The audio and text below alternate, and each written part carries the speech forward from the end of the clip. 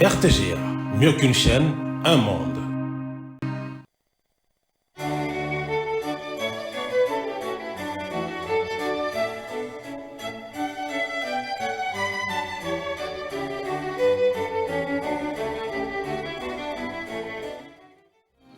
Ce journal vous est offert par Tango Protection. Illico Cash, ma banque mobile.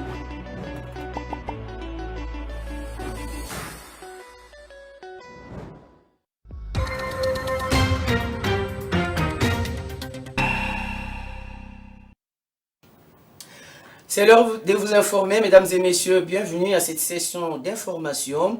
Mais avant tout, voici le sommaire de votre journal. À la conférence des Nations Unies sur le climat, la première ministre Judith Suminwa, à travers une diplomatie agissante, plaide pour un partenariat gagnant-gagnant quant à la contribution de l'ONU sur le crédit carbone, la RDC étant le deuxième poumon forestier mondial.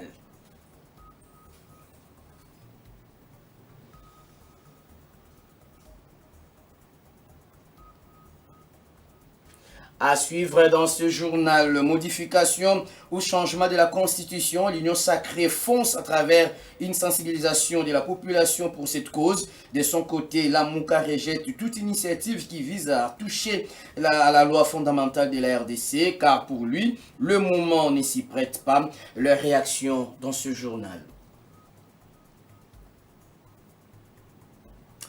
L'ONATRA renaît petit à petit de ses cendres. L'office vient de se doter d'une unité fluviale, en l'occurrence un canot rapide dénommé Simon Kimbangu, mis à flot ce mercredi 13 novembre au Bichingobila. Bienvenue à tous. Nouveau journal sur la RTGA, bienvenue à toutes et à tous. Je l'ai dit au sommaire, la première ministre Judith Suminwa Tuluka, qui prend part à la conférence annuelle des Nations Unies sur le climat COP29, a tenu une série d'échanges avec plusieurs dignitaires mondiaux sur des questions relatives à la coopération bilatérale et à la lutte contre le changement climatique. Elle a échangé tour à tour avec le ministre britannique des Affaires étrangères pour l'Afrique, la secrétaire générale adjointe de l'ONU, et aussi a pris contact avec le président Denis Sassou Nguesso du Congo et Nana Akufo-Addo du Ghana. Reportage Jacques-Olivier Mouloubandombe.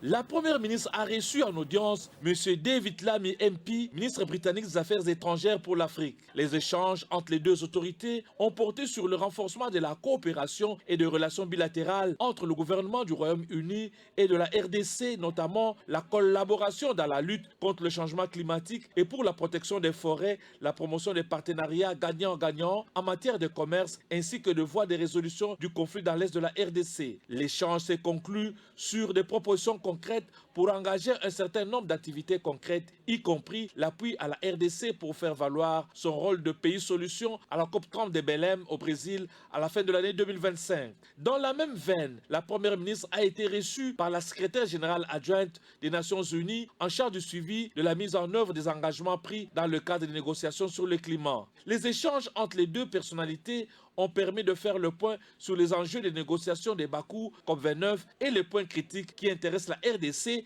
dans son profil de pays solution. En substance, les discussions entre Judith Suminwa Tuluka et Noura Amladji ont permis de mobiliser le soutien de l'équipe climat des Nations Unies pour appuyer la RDC dans au moins 3 volets critiques pour lui permettre de se présenter en vrai champion à la COP de Belém dans le nord du Brésil. Il s'agit notamment d'aider le pays à mieux articuler la contribution déterminée à l'échelle nationale et de la finaliser avant la COP30, de permettre à la RDC de s'approprier des mesures d'application de l'article 6.4 validé à la COP29 le lundi 11 novembre 2024 visant à rendre opérationnel le marché de carbone et à la RDC de mettre son potentiel en valeur, de soutenir le pays à mieux affiner son plan d'adaptation. Tous ces instruments sont des conditions essentielles pour le positionnement stratégique du pays dans les négociations sur le climat. La chef du gouvernement congolais a aussi pris contact avec le président du Congo-Brazzaville, Denis Sassou Nguesso, dans un contexte où la coopération en bilatérale entre ces deux pays frères séparés par le fleuve Congo se porte bien. En outre, elle a pris contact avec le président du Ghana, pays dont la RDC envisage des liens diplomatiques encore plus forts.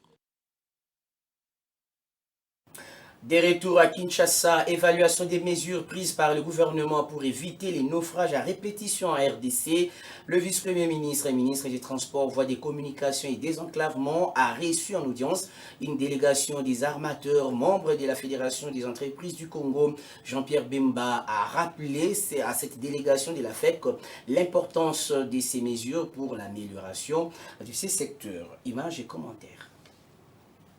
La problématique des naufrages à répétition dans les eaux de la RDC était au cœur de l'audience qu'a accordé le vice-premier ministre des Transports, Voies des Communications et des Enclavements à une délégation composée d'armateurs, membres de la Fédération des entreprises du Congo, FEC. Jean-Pierre Bemba Gombo a rappelé à ces délégations d'armateurs qui travaillent principalement au lac Kivu et Tanganyika, mais aussi ceux des autres coins de la République démocratique du Congo, des mesures de sécurité prises par le gouvernement central depuis le naufrage du bateau Merveille de Dieu sur le lac Kivu près de Goma.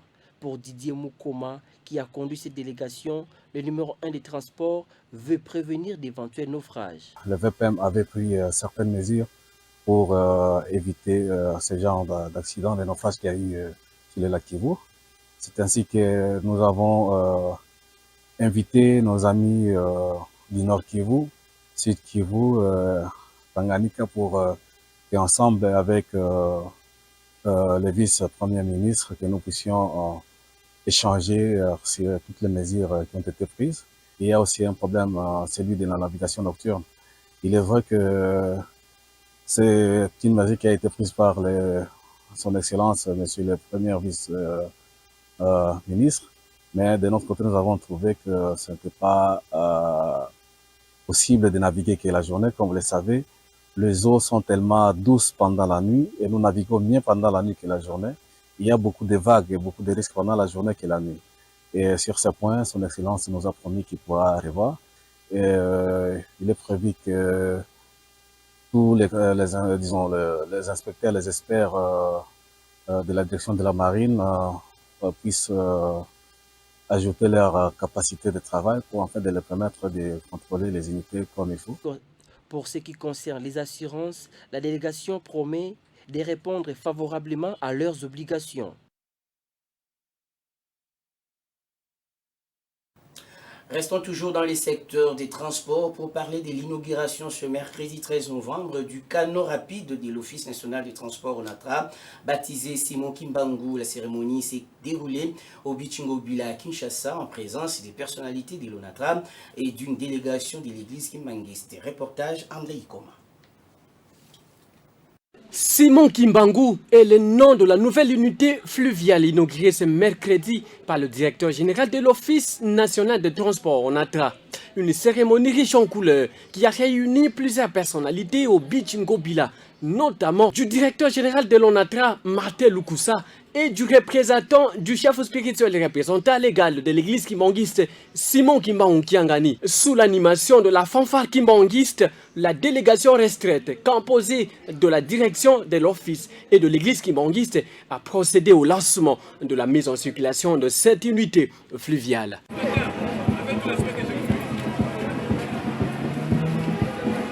Présent à la cérémonie, le président de l'intersyndicale de l'ONATRA, Armand Osassé, explique le bien fondé de l'événement. C'était la cérémonie d'inauguration des canots rapide Papa Simon Kiba. Après 60 ans, c'était la première. Cette unité fluviale vient résoudre tant soit peu le trafic de transport fluvial en RDC.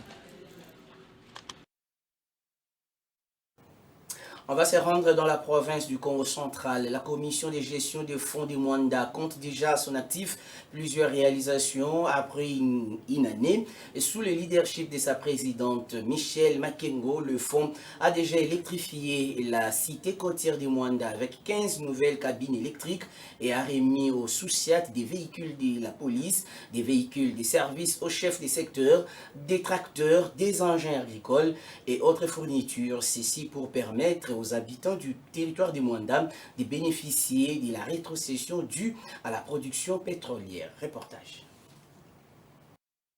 Les réalisations de la commission de gestion des fonds Mwanda, initiative du chef de l'État Félix Antoine Tshisekedi Tshilombo au Mwandais, ne se comptent plus tellement qu'elles sont nombreuses.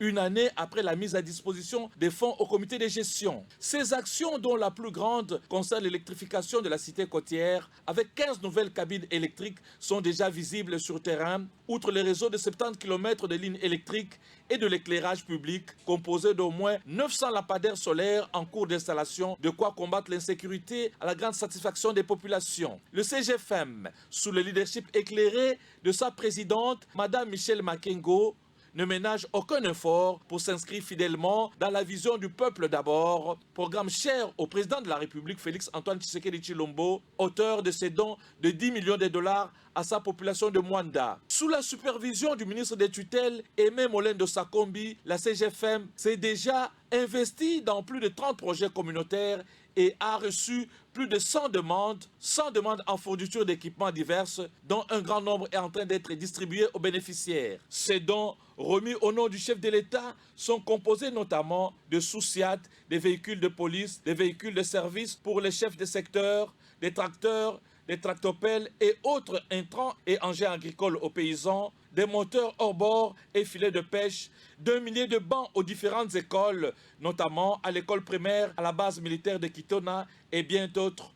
Un défi brillamment relevé par le comité de gestion de la CGFM avec sa présidente Michelle Makengo en tête. Un exemple à suivre par les autres. Il n'y a donc pas bicéphalisme, mais plutôt le dualisme juridictionnel, a indiqué le vice-premier ministre de l'Intérieur dans son intervention aux États généraux de la justice. Maître Jacquemain Chabani a édifié l'assistance en faisant les plaidoyers au cours de ses assises pour l'intégration de la police judiciaire des parquets dans la police nationale congolaise afin d'éviter les dualismes juridiques. Le patron de la territoriale a aussi évoqué les vrais problèmes plutôt qui freinent l'unicité de la police nationale congolaise avec d'autres services. Suzy Kibira Omari pour les détails.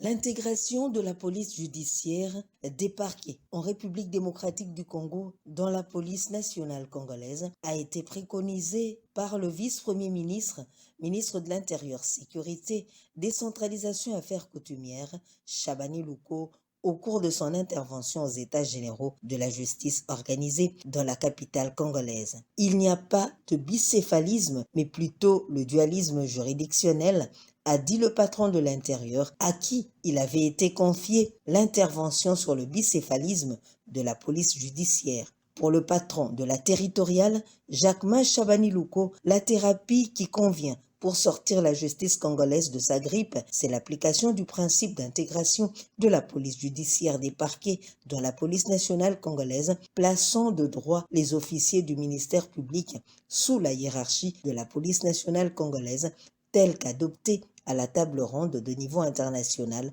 organisée dans la capitale congolaise. Je vous propose de remplacer la problématique du bicéphalisme persistant par la problématique du dualisme juridique persistant au niveau de la police judiciaire. Dans son intervention au premier panel, au cours de ses assises, le patron de la sécurité a identifié les vrais problèmes qui freinent l'unicité de la police nationale congolaise avec d'autres services de police, particulièrement la police judiciaire des parquets et le BCN Interpol. C'est notamment l'ambiguïté qui existe entre la loi organique du 11 août 2011 promulguée par le chef de l'État dans le cadre de la réforme de la PNC dans ses articles 86 et 87 qui ont regroupé l'ancienne police judiciaire des parquets et du BCN Interpol au sein de la PNC à celle du 11 avril 2013 portant organisation, fonctionnement et compétences des juridictions des agents de la police judiciaire des parquets faisant partie du personnel judiciaire. Et puis, dans les zones sous contrôle du M23, la MONUSCO assure le suivi du processus de cessez-le-feu et le mécanisme de vérification. Viviane Van de Peer, chef adjointe de la MONUSCO, l'a dit dans une conférence de presse animée à Beni au terme de sa visite de travail de 2 jours dans ce coin du pays. À Kanyabayonga, les troupes de la MONUSCO se sont également rassurées de la protection des civils. Milan Kayenga nous en parle dans ce reportage.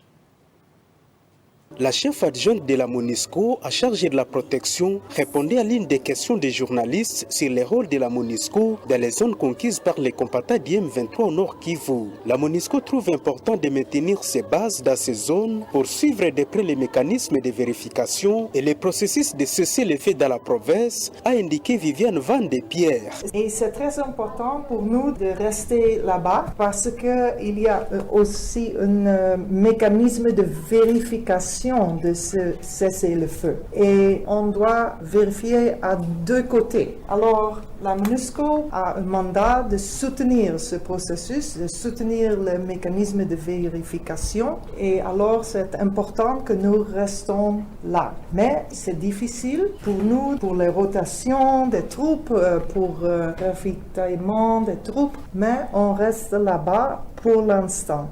Pour le commandant intérimaire de la force de la MONUSCO, à Kanyabayonga, les troupes s'activent également pour les exigences de protection des civils et pour des raisons opérationnelles. Nous y sommes pour des intérêts, si vous voulez, stratégiques, c'est pourquoi nous y restons, et pour des intérêts opérationnels. Mais nous ne sommes pas prisonniers du M23, nous sommes là dans l'esprit et dans l'être de la protection des populations. Juste vous dire que toute crise finit par un dialogue et le dialogue aboutit à une paix. C'est ce que nous souhaitons en ce territoire. Arrivé à Beni depuis lundi, Viviane Van de Pierre et le général Diouf ont eu des séances d'échange avec les autorités sécuritaires et certaines couches sociales pour évaluer la question sécuritaire et entreprendre des mesures afin d'améliorer la protection des civils dans cette zone en conflit armé depuis une décennie. Beni, Mila Kayenga, RTGA.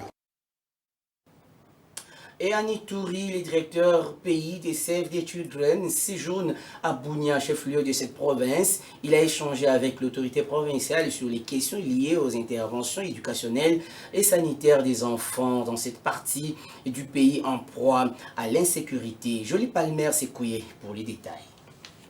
Les interventions de l'ONG Save the Children à Ituri sont plus orientées dans les domaines de santé et éducation. Grégoire Ram, directeur pays de cette organisation humanitaire internationale, réaffirme la détermination de son organisation, celle d'accompagner le gouvernement congolais dans les secteurs de l'éducation et santé. Cependant, ces derniers souhaitent voir les Ituriens mettre fin aux différents conflits qui bloquent le développement de cette province. La première chose qu'on espère pour tout le monde en Ituri et au Congo, c'est la paix.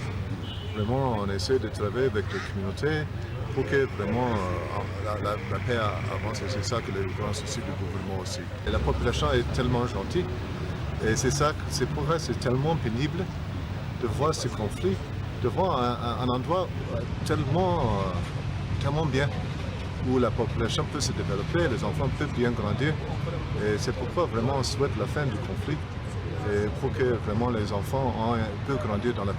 Disons que les interventions de l'ONG Save the Children sont capitales dans cette province à proie à l'insécurité et qui est en voie de pacification et de son développement intégral durant cette période cruciale de l'état de siège.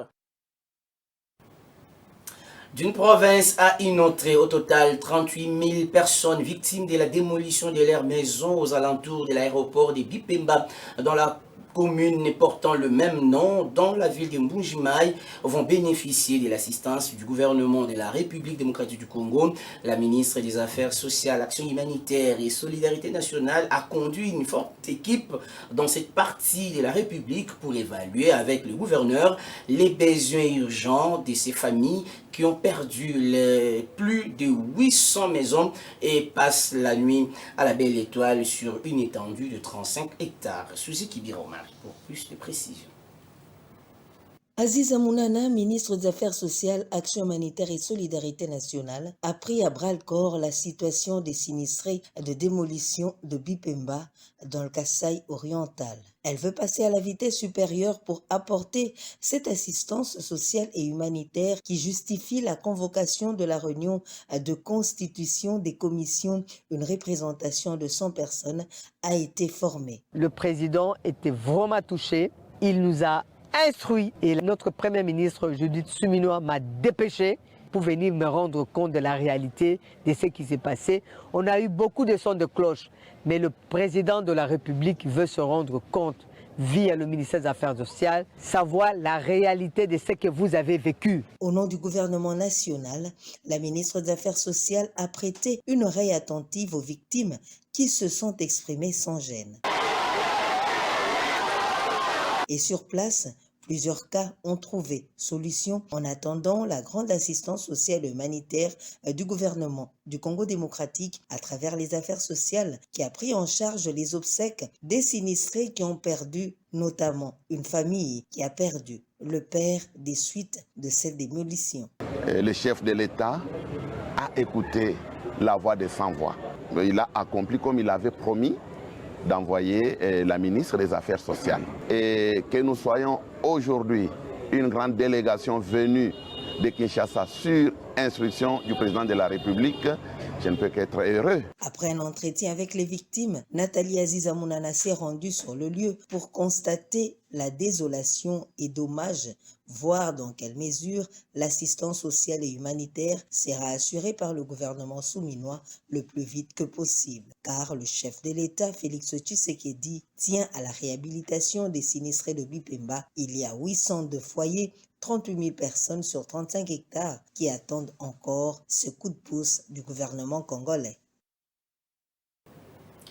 On va parler politique dans cette édition du journal. Je l'ai dit au sommaire, les débats sur le changement ou la révision de la Constitution continuent à faire couler beaucoup d'encre au sein de la classe politique. À l'Union sacrée de la nation, plusieurs acteurs soutiennent le changement de la loi fondamentale au regard des faiblesses que présente celle-ci dans la gestion de la chose publique. Pour Mfumutoto Basanga, politologue et communicateur pro-pouvoir, le passage à la prochaine République est indispensable, il l'a dit dans une conférence de presse. Suivez. Une constitution qui n'a jamais donné la forme de l'État. Est-ce que nous sommes un État unitaire? Non. Est-ce que nous sommes un État fédéral? Non. Mais une constitution qui prend les deux et les aspects de l'unitarisme et les aspects du fédéralisme et les concentre dans une confusion qui demande beaucoup de complications pour appliquer l'action de l'État. Une constitution piégée comme la constitution de 1960. Une constitution piégée comme celle de 67, une constitution piégée comme celle de Mobutu, et ça, mon a sauté. Cette constitution, elle est mauvaise, parce que cette constitution nous donne une forme de l'État qui n'a jamais existé. Elle est verrouille des choses inutiles. On ne peut pas toucher à la forme républicaine de l'État. C'est quoi la forme républicaine de l'État? Parmi les matières de l'article 220, elle doit partir. Cette constitution ne donne pas la précision sur les sols et les sous-sols appartiennent à qui. Parce que dans l'article 5, la Constitution dit toute la souveraineté nationale appartient au peuple, tout pouvoir émane du peuple. Mais quant au sol, au sous-sol, l'État exerce une souveraineté. Mais sur les sols de qui? Cette constitution est mauvaise parce qu'elle ne garantit pas le bon fonctionnement de l'administration de l'État. Je vais vous donner l'exemple. Le président de la République est élu au suffrage universel direct.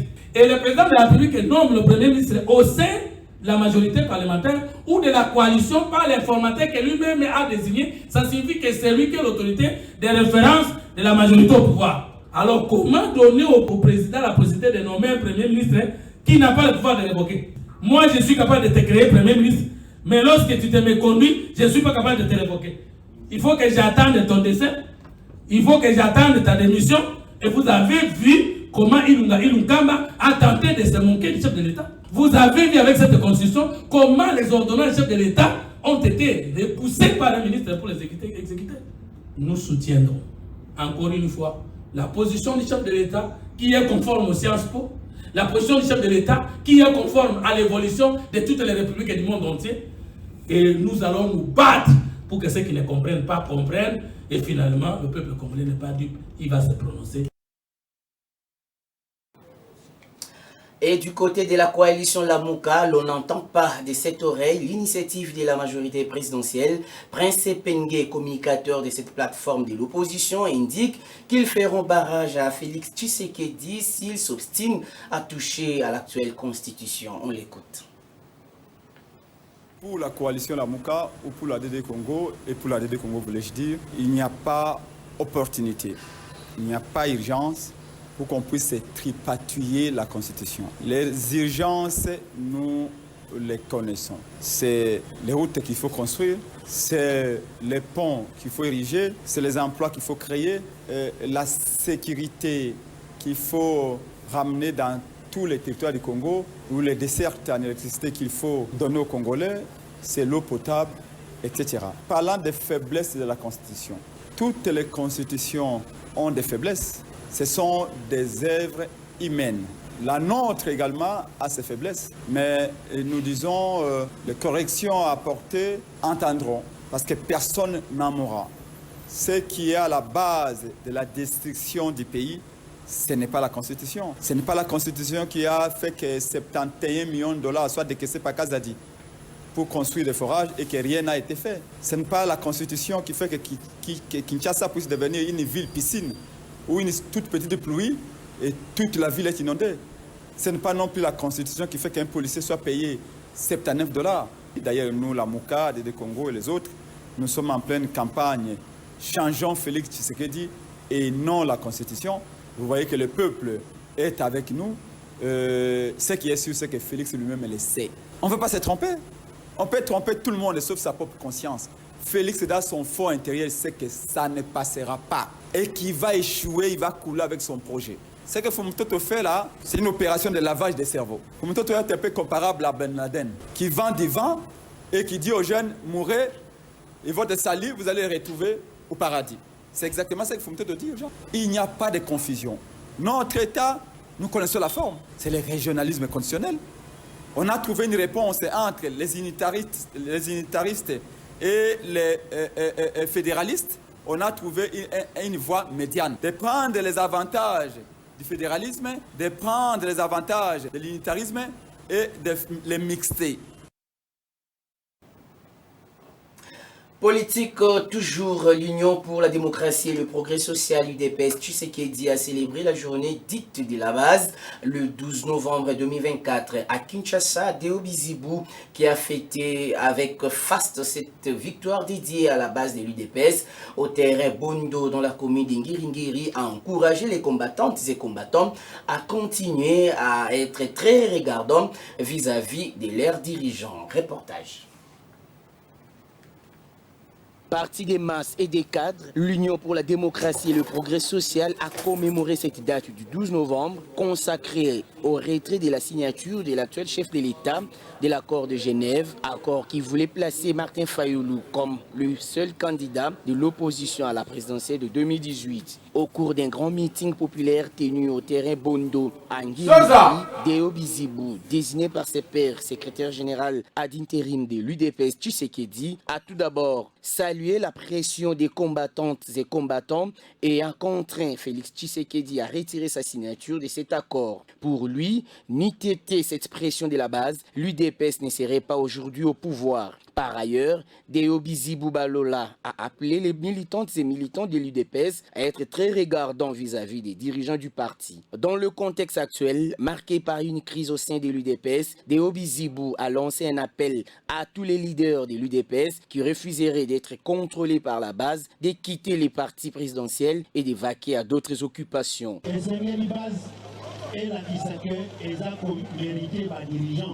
Je parle ici comme responsable numéro 2 parti. Vous avez l'obligation de vous surveiller. Vous regardez ma mère. Ce qui nous doit la surveiller. Là, tu vas t'occuper de ta femme et tes enfants et ta boutique.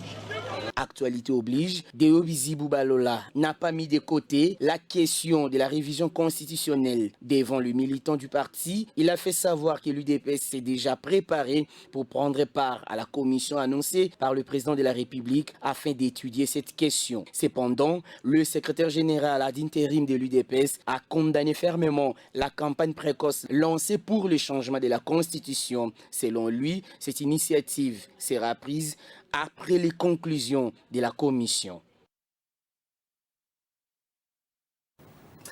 Et dans un autre registre, la première édition du programme Leadership Féminin Chilide de la Robank s'est clôturée ce mercredi 13 novembre à Kinshasa. Ce programme favorise le développement personnel et professionnel des agents de cette société bancaire et la promotion d'égalité du genre, ainsi que l'amélioration continue des compétences de ses effectifs. Dieu merci, Diaka et Yannick Bilam ont signé ce reportage.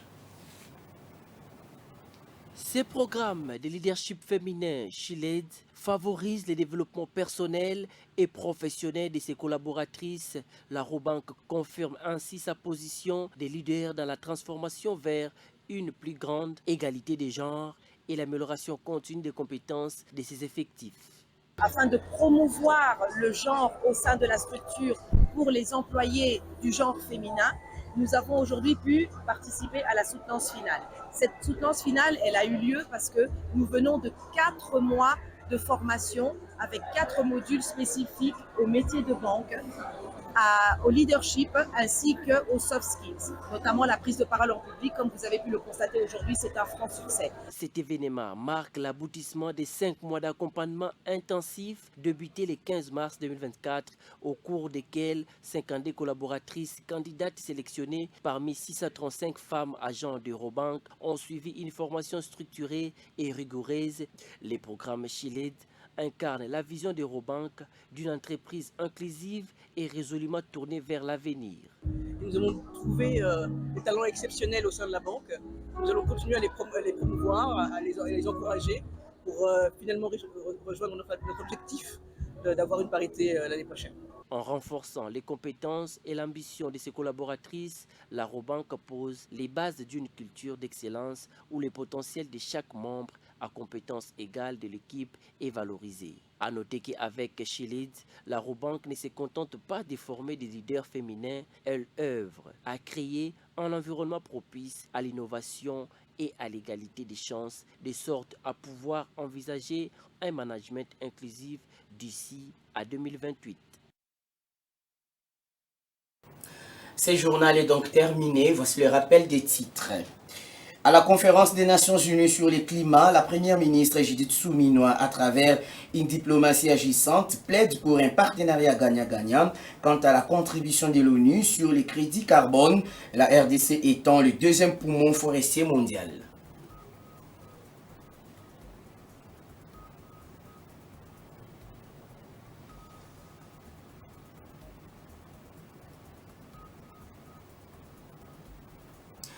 Nous avons également parlé de la modification ou du changement de la Constitution. L'Union sacrée fonce à travers une sensibilisation de la population pour cette cause. De son côté, la MOCA rejette toute initiative qui vise à toucher à la loi fondamentale de la RDC, car pour lui, le moment ne s'y prête pas.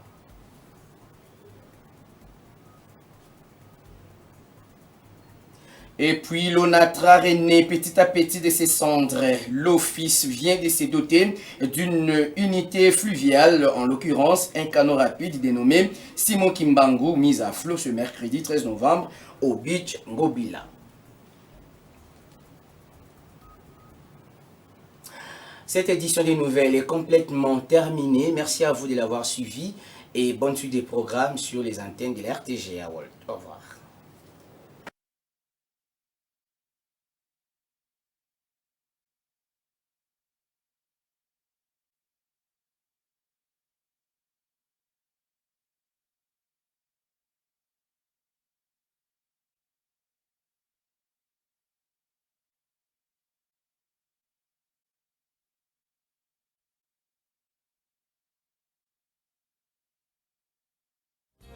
Ce journal vous a été offert par Tango Protection. Illico Cash, ma banque mobile.